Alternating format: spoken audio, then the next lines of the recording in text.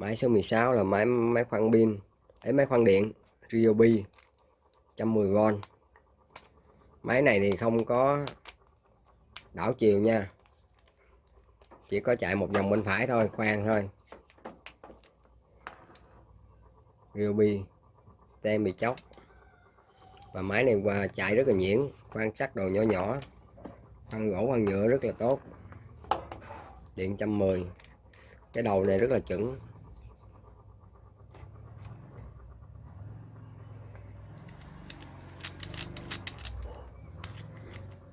Đầu chuẩn, không rơ không lắc mà lại chính xác.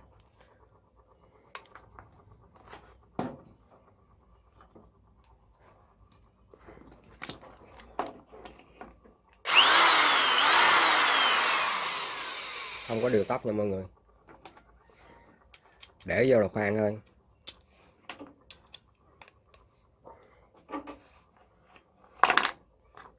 Máy rất là mạnh, chạy rất là nhuyễn.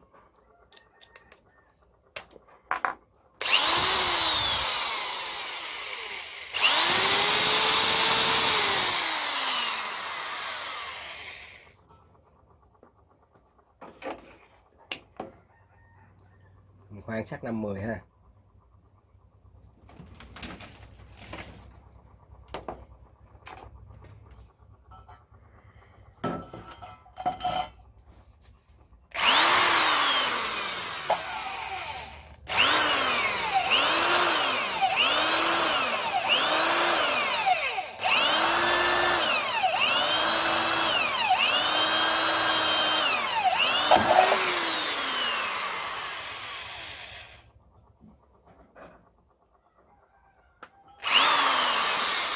Khoan Ryobi 110V số 16 300.000.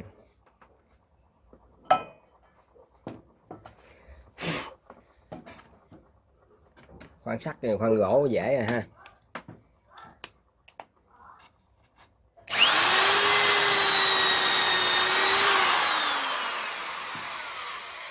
Khoan sắt dễ, khoan gỗ không có gì hết.